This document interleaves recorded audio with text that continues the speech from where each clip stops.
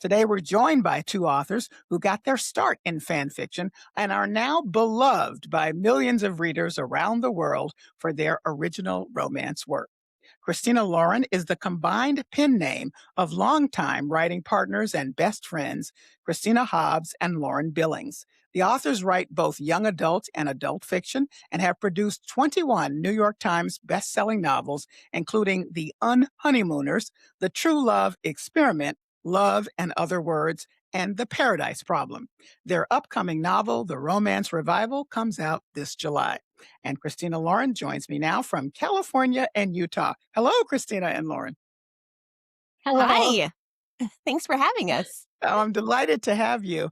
This romance fan fiction has got us all talking, and we wanted to do a deeper dive with you two, who are expert in it. As we said, why are you laughing? Because you are. I don't feel like I'm an expert at anything, but You I are. appreciate it. You are. So these typically in fan fiction, people take characters that people recognize and then build them out in other worlds, in other ways, and different relationships that push the boundaries of what's there and create all kinds of new and original work. Both of you were writing fan fiction when you met online and then decided to work together. Um, so what was it that made you move from the fan fiction that you had been working in, well, one of you anyway, for a long time, to doing the kind of traditional romance books that we know now? So this is Lauren. We had been writing fan fiction together, reading each other's stories and just loving them so much. But, we were also readers of published fiction. And so we had all of these books like Stephanie Perkins, Anna and the French Kiss, and The Sky is Everywhere by Jandy Nelson, that just made us feel such big things. And I think when we realized that we liked writing together and that it was something we could do well, we wanted to sort of see what worlds we could create on our own that weren't sort of rooted in someone else's characters. So Christina, were there some specific stories and or characters from fan fiction that particularly inspired you as you were making this transition together? Well, Lo has been writing fan fiction in some form or another her entire life.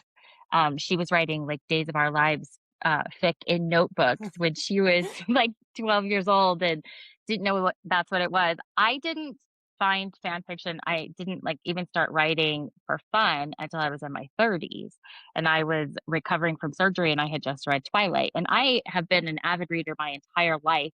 And I don't know if it was a combination of I had just had a hysterectomy, so I was in bed for a while and reading Twilight and stumbling upon fan fiction, but something happened to my brain during that time, and those characters just stuck with me.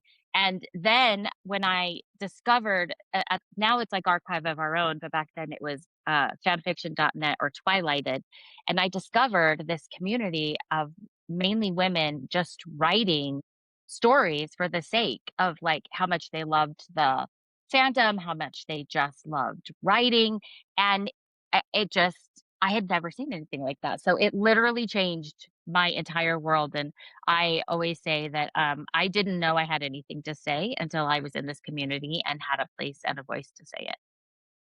So I would like for both of you to describe how you think your work comes across to readers. Like how would you describe a Christina Lauren romance novel? I think it's a feel good book. I mean, we have books like Love and Other Words that have a bit more angst, but we always deliver a happily ever after. I mean, that's the promise that romance gives the readers, right? Yes, we got to That's do like the that. only thing we have, that's our contract with readers. And in the space of the first word to the very end of with the happily ever after, you can do a lot of different things. And I think it's one of the reasons why we love romance so much is because you can do hard work in those pages because the reader is promised that safe landing of a happily ever after. But I think in general, Christina Lauren books, we want to give an escape. We want to give joy. We want to make readers laugh. We want to make readers swoon. And I think if we, do that, we've done our job. Whenever we get a message from a reader that says like, oh, I took this on vacation. It was the most relaxed I felt in forever. Like that is what we want to hear. That's when we've done our job. Christina, do you Just think there's Yes, I want Sorry, you to what? answer as well. Is there something that stands out to the reader? Yeah, just yesterday we got a DM where somebody said that their dad had been put in hospice.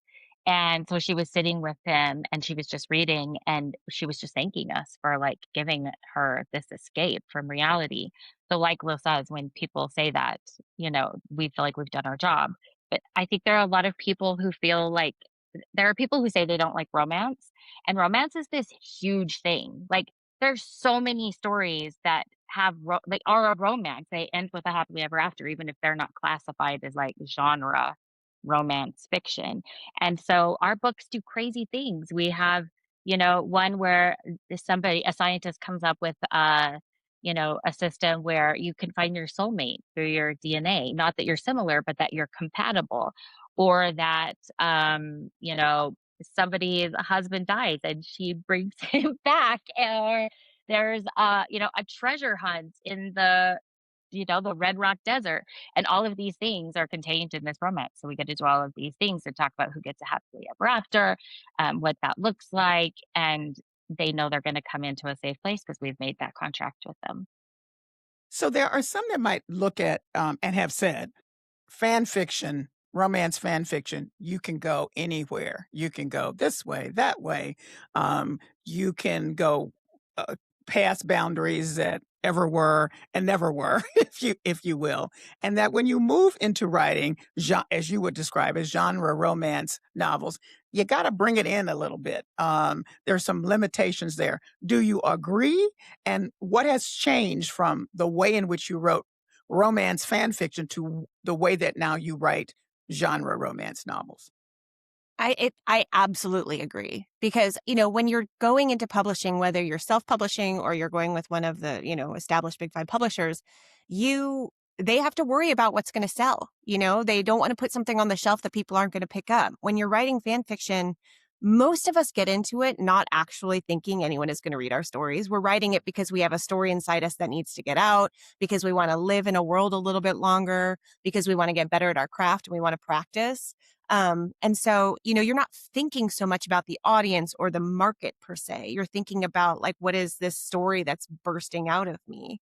And even once you're established in fan fiction, you know that it's a safe space. You can do really crazy things because you're not asking people to spend money on it. You're just putting it out there for them for free. Whereas I think when a publisher is doing it, they have to think a lot more about the bottom line. And publishing has really been changed by fan fiction. Back when Christina and I first published our first book in 2013, we kind of had to keep it a little quiet that we were fan fiction as our origin. We had to say that, like, we didn't talk about it as much. We never hid it, but it wasn't something that was like on the cover of our book. But Why? now Why? because Why? I think publishing for a long time had seen fan fiction as kind of like, for lack of a better like idiom, like the redheaded stepchild a little bit of writing. I think, it was seen as reductive and derivative. And, if you were writing fan fiction, it was because you couldn't come up with your own characters or your own stories. And I think what happened around, I would say like 2010 to probably 2014, is publishing really started to see that there is a lot of creativity in fandom. I think there was this sort of interplay between fan fiction and independent publishing that was exploding at that time, where publishers were turning down these stories that people would then self-publish and they would explode on retailers. And so publishing really had to reckon with, are we choosing the right things? Are we gatekeeping in the right way? And I think fan fiction really played into that because it had such a huge platform and such a huge audience. So much more now than back when we published in 2013, I think people are accepting of it. I mean, you look at Ali Hazelwood books, her books are incredible. And, the Love Hypothesis, it essentially has an illustrated Adam Driver on the cover. So it's not like they're trying to hide it anymore. And I mean, that's a huge change in just the last, 10, 15 years. What would you add, Christina? I mean, I remember when Lo and I, our first book that we were writing together, that we got our agent with, was a young adult novel. And when we found out that we had gone into submission, which is where basically the editor takes your book into a meeting and like tries to sell them on it. we deleted our fan fiction Twitter accounts that had like tens of thousands of followers because we were so worried that people weren't going to take us seriously. And now, instead of that being seen as a liability, you have agents going into fan fiction writers' DMs and asking them if they've ever considered publishing a book, publishing their story. So it's so different. And when we told our agent that we wrote fan fiction, she was like, "So you mean to tell me that you were a big deal online?" Like we thought she was going to look at it in such a negative way, and she was just like, "What are you talking about?" I mean, if anything, this taught like, we learned so much. She knew we had sort of, like, learned how to be in front of people, in a small, playpen before we got to the big one, so she only saw it as a positive. And Mhm. I do think, that when you mention how agents will go into author or writers' DMs and say, like, have you ever thought about publishing this story? Some of that is creativity. They know there's creativity happening in fandom. But I also think a lot of that is because it's kind of incumbent on the authors now to like market their stories, their books to the world. And if you're coming in from fiction with a big story, you already have a built in audience. And that's very appealing to publishers to think that they don't have to lift from the ground up. They're starting halfway up already. You've already done some lifting by building your own audience.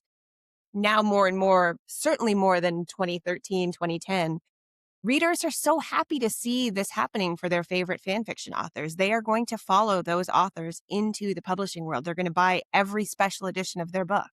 They're going to champion it online. They're going to shout about it because it's theirs. It's like it came from their community. So they have the pride, right? So it's just a really interesting development, I think. So what I've learned is that in the arena of fan fiction, when those boundaries are being pushed, it's much easier to have a wide diversity of storytelling and characters and love arrangements, if you will. So that made a space or a bigger space for LGBTQ plus stories. And then now, when we look at the shelves, there are LGBTQ plus stories on in genre fiction. You go into any store, they will be in the genre romance fiction along with all the heterosexual stories as well. Um, do you think, as I do, that it seems to me that what happened in the fan fiction space really made that happen? Yeah. I mean, we always say that the thing that's amazing about romance is that it's on like the cusp of social change. So romance readers are voracious. So they're reading books really quickly, they're buying books really quickly. So we can write stories where everybody gets a happily ever after, where every identity and different kind of reader is represented. And because people are starting in fan fiction, there's no rules. There's nobody sitting there saying, I don't think that's going to sell. So they're just writing the stories they want to tell, which are always going to be like when people ask us, what's your number one thing? Write the story you can't get out of your head. Write the story that you have to tell that nobody else is telling. And so I think that, that's what they're doing in fan fiction. They want, uh, Steve and Bucky to kiss, so they're writing fan fiction where Steve and Bucky kiss, and their passion is coming through in that.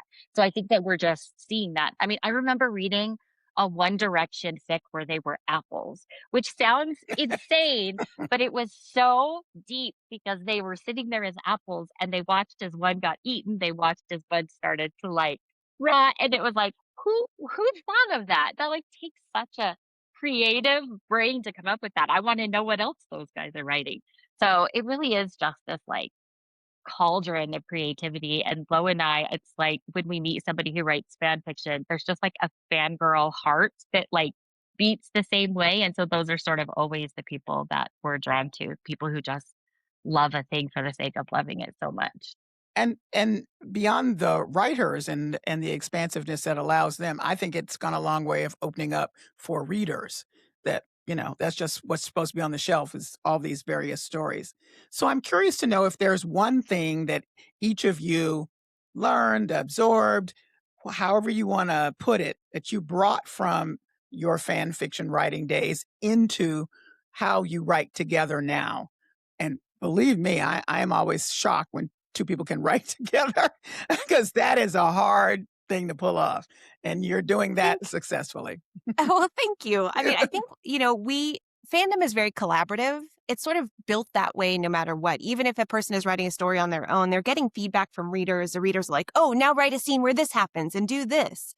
And so I think, you learn to follow that muse and you learn that like just because you don't see a book on the shelf that does this thing, it doesn't mean that you can't try doing this thing. If you want to read it, it's likely that somebody else out there wants to read it too.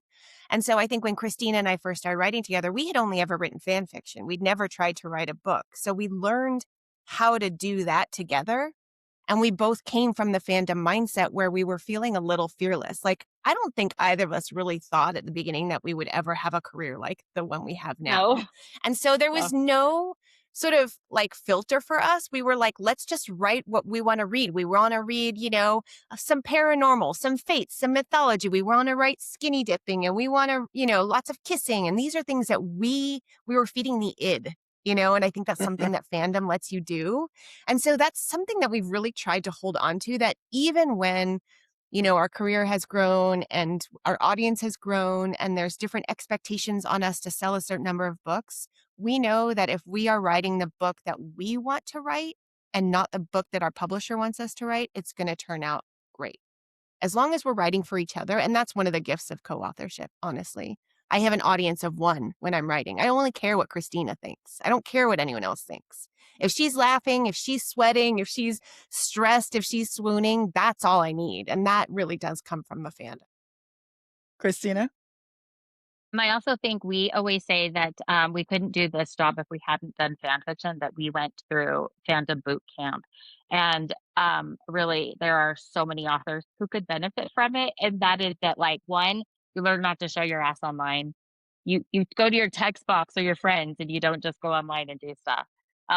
You learn how to take criticism, and you learn like which criticism to take and what to let go, but also praise that, like, you learn to like keep it sort of measured. But I think we also learned how to write in that fic feels really propulsive in that, like, every chapter ends on this sort of like, it's the way the chapters are structured, that they're sort of end on a cliffhanger because you want the person to come back the next week or the next with the next update. And so that's sort of how we have like started to write our books. And I think that Lo and I, and like so many of our writer friends, will read a book and will say, did this used to be fic? Because it reads like fic. And that's not saying, that's not an insult. That's just, there's something about those books.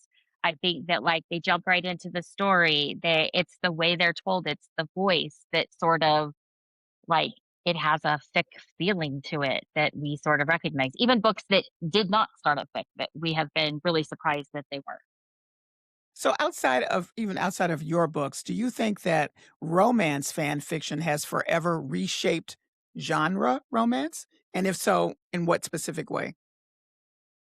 I think so. I mean, there's like the small ways, which might not be that small, but are sort of like a minor detail, which I think like the first person present tense type of writing, that sort of like you are telling the story from the heroine's point of view. I think that has really grown because of romance fan fiction and independent romance publishing.